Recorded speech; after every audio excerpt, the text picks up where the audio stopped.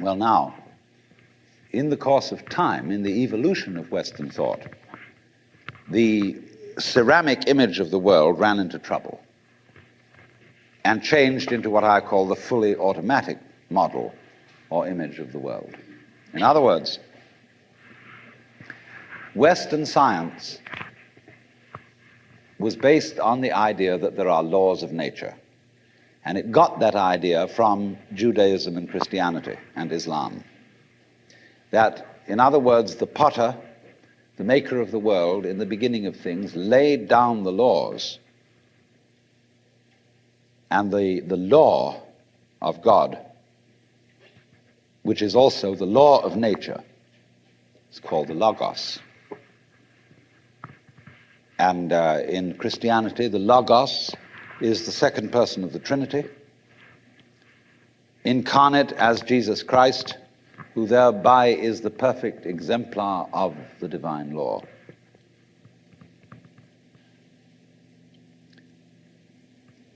So we have tended to think of all natural phenomena as responding to laws, as if, in other words, the laws of the world were like the rails on which a streetcar or a tram or a train runs. And these things exist in a certain way, and all events respond to these laws. You know that limerick, there was a young man who said, "Damn, for it certainly seems that I am a creature that moves in determinate grooves. I'm not even a bus, I'm a tram." So here's this idea that there's a kind of a plan, and everything responds and obeys that plan. Well, in the 18th century, Western intellectuals began to suspect this idea. And what they suspected is whether there is a lawmaker, whether there is an architect of the universe. And they found out, or they reasoned, that you don't have to suppose that there is. Why? Because the hypothesis of God does not help us to make any predictions.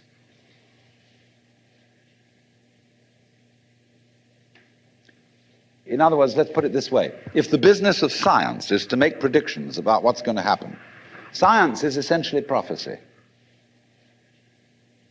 What's going to happen? By studying the behavior of the past and describing it carefully, we can make predictions about what's going to happen in the future. That's really the whole of science. And to do this, and to make successful predictions, you do not need God as a hypothesis, because it makes no difference to anything. If you say everything is controlled by God, everything is governed by God, that doesn't make any difference to your prediction of what's going to happen. And so what they did was simply drop that hypothesis. But they kept the hypothesis of law. Because if you can predict, if you can study the past and describe how things have behaved, and you've got some regularities in the behavior of the universe, you call that law. Although it may not be law in the ordinary sense of the word, it's simply regularity. And so what they did was they got rid of the lawmaker and kept the law. And so they conceived the universe in terms of a mechanism. Something, in other words, that is functioning according to regular, clock-like mechanical principles. Newton's whole image of the world is based on billiards. The atoms are billiard balls, and they bang each other around. And so your behavior, every individual, therefore, is defined as a very, very complex arrangement of billiard balls, being banged around by everything else. And so behind the fully automatic model of the universe is the notion that reality itself is, to use the favorite term of 19th century scientists, blind energy. In, say, the metaphysics of Ernst Haeckel and T.H. Huxley, the world is basically nothing but blind, unintelligent force. And likewise, in parallel to this, in the philosophy of Freud, the basic psychological energy is libido, which is blind lust. And it is only a fluke. It is only as a result of pure chances that, resulting from the exuberance of this energy, there are people with values, with reason, with languages, with cultures, and with love. Just a fluke. Like, 1,000 monkeys typing 1,000 typewriters for 1,000,000 years will eventually type the Encyclopedia Britannica. And of course, the moment they stop typing the Encyclopedia Britannica, they will relapse into nonsense. And so in order that that shall not happen, because you and I are flukes in this cosmos, and we like our way of life, we like being human, if we want to keep it, say these people, we've got to fight nature, because it'll turn us back into nonsense the moment we let it. And so we've got to impose our will upon this world as if we were something completely alien to it from outside. And so we get a culture based on the idea of the war between man and nature. And we talk about the conquest of space, the conquest of Everest. And the great symbols of our culture are the rocket and the bulldozer. The rocket, compensation for the sexually inadequate male.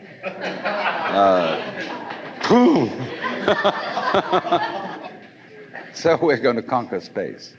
We're in space already, way out. If anybody cared to be sensitive and let what's outside space come to you, you can, if your eyes are clear enough. Aided by telescopes, aided by radio astronomy, aided by all the kind of sensitive instruments we can devise. We are as far out in space as we're ever going to get. But, sensitivity isn't the pitch. Especially in the WASP culture of the United States, we define manliness in terms of aggression. You see, because we're a little bit frightened as to whether we are really men. And so we put on this great show of being a tough guy. It's completely unnecessary. If you have what it takes, you don't need to put on that show. You don't need to beat nature into submission. Why be hostile to nature? Because after all, you are a symptom of nature. You, as a human being, you grow out of this physical universe in just exactly the same way that an apple grows off an apple tree. So let's say the tree which grows apples is a tree which apples, using apple as a verb. And a world in which human beings arrive is a world that peoples. And so the existence of people is symptomatic of the kind of universe we live in. Just as spots on somebody's skin are symptomatic of chickenpox. But we have been brought up by reason of our two great myths, the ceramic and the fully automatic, not to feel that we belong in the world. So our popular speech reflects it. We say, I came into this world. You didn't. You came out of it. We say, face facts. We talk about encounters with reality, as if it was a head-on meeting of completely alien agencies, and the average person has the sensation that he is a somewhat that exists inside a bag of skin, a center of consciousness, which looks out at this thing, and what the hell is it going to do to me? You see? I recognize you. You kind of look like me, and I've seen myself in a mirror, and you look like you might be people. So maybe you're intelligent, maybe you can love too. And perhaps you're all right. Some of you are anyway. If you've got the right color of skin, or you have the right religion, or whatever it is, you're okay. But there are all those people over in Asia, Africa, and they may not really be people. When you want to destroy someone, you always define them as unpeople. Not really human. Monkeys, maybe idiots, maybe machines, maybe, but not people. But we have this hostility to the external world because of the superstition, the myth, the absolutely unfounded theory that you yourself exist only inside your skin. Now, I want to propose another idea altogether.